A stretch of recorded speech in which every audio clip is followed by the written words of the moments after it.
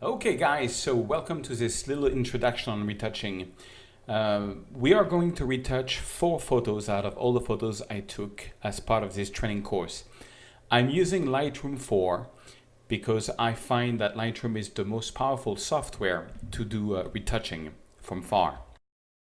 The price of Lightroom 4 has been divided by 2 a few weeks ago, so I think it costs around $150, and if you're really serious into photography, I really advise you to shoot RAW and to develop all your photos in Lightroom because you can get quite some amazing results very fast and very easily. This course is not about Lightroom because that would be too long to introduce. If you want to know more about Lightroom, you can go to my website, which is called photosurge.com, and if you click here on the App Store link, you have all kind of courses. One of them is called the Lightroom 4 Quick Start. It's a 2-hour course. It costs $6 and it will introduce you very well to Lightroom, how to import your photos, how to retouch them, how to print from Lightroom, how to make web galleries, how to make slideshows, books, and much more. So I'm not going to go in depth into how I use Lightroom, but I'll show you a few things. So this is one of the first photo we took, which was like just a regular daylight photo. And I'm in the develop module of Lightroom, and I'm not going to do much to it, but I'm going to, you see here you have some sliders. I'm just going to use this slider called shadows to open up the shadows. What that's going to do is it's going to brighten up all the dark parts of the area.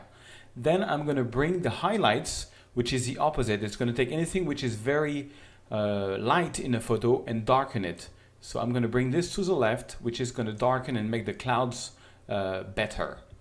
Then I'm going to boost the contrast by going on the right. And I'm maybe going to change a bit the white balance, make the photo slightly a bit more blue by using the temperature slider to the left and adding a bit of magenta to make it a bit more reddish, more purple type of sky. That's just an artistic decision, but that's how it goes. The shadows, I'm going to open them a bit more, something like that. And one thing that I love to do in Lightroom is to add some clarity. Clarity makes the photo pop a little bit more. Okay, so that's fine. And the last thing I'm going to do is go down here into post-crop vignetting and put the slider to the left. That's going to make the corner of the photo a bit darker, which I think works well when you do landscapes because it gets the viewer into the photo. So that's it. That's all I'm going to do on this photo. I'll show you the before. You have a history on Lightroom where you see all the things you've been doing to a photo. So this is the before and this is the after. It's quite a change, and you know, I could have gone into other settings, but that was just to demonstrate to you the power and the rapidity of Lightroom. Next was this night shot photo. So on this one, I'm just gonna bring up a bit the shadow so we see a bit what's going on. I'm gonna burn the highlights down, make them a bit darker, something like that. Then I'm going to use the whites and blacks. The way the whites and black works is that you press the Alt key on your keyboard and you move the white slider to the right until it's all black, until you see some pixels appearing, which is the case here. And that's the formula. And then you let go. And basically you have brightened up the photo, and the sun now has some white pixels in it, like 100% pixels. So maybe I'm going to back it down a little bit because I don't want these pixels to be completely burned, meaning they're at 100% white. There is no more detail. I want a bit of detail in the sky. And I'm going to do the same thing with the blacks. I'm going to darken a bit the photo until we have some points which are black. Okay, that's kind of cool. I'm going to change the temperature because I think I want to give an overall more warmer tone. So I'm going to put my temperature slider to the right and the tint to the right to make the whole thing a bit warmer. That's maybe a bit much, so I'm going to back it down. But I wanted something like this, you know, really where you would see the sun over a silhouette of Paris. Then I'm going to go into the noise reduction because there must be a bit of noise in the dark places here. So you've got a thing which is called noise reduction. I'm going to put this to about 30. It's going to take care of the noise. You probably can't see it on the video, but it does make a difference. and then I'm just going to go to the same thing that we did before, the post-crop vignetting. Move this a bit to the left to darken a bit the side of the photo, and that's it. So let me show you the before. That's the before, the retouching, okay, and that's the after, the retouching. Not much of a change, but you know, makes it a bit pop a bit more. Okay, next we have the night photo that we took with the city lights on. This is really always a nice time to take photos. I'm gonna do the same thing. I go up here, I'm gonna open up the shadows. That's the only thing I do all the time. And I'm gonna burn down the highlights. I'm gonna make the contrast pop a little bit more. I'm gonna move the exposure slider a bit to the right to make it a bit brighter. Okay, now the sky is still too bright, and there's a special feature in Lightroom that I love to take care of that. It's called the neutral density filter. This is this little icon here. Basically what it does is you can choose a function like exposure, and it's going to act on a gradient. So you see my exposure is a bit to the left, so it's a bit dark, and I click and drag and I'm going to make just the sky darker. Check this out. I'm going to boost down the exposure, and yes, that's it. See, before, after. So it's like a local correction. I love that option in Lightroom 4. I'm sorry if I'm going a bit fast, but this was just to show you, not to learn your Lightroom. I have a separate training on that. It's just to show you what you can do with the photos.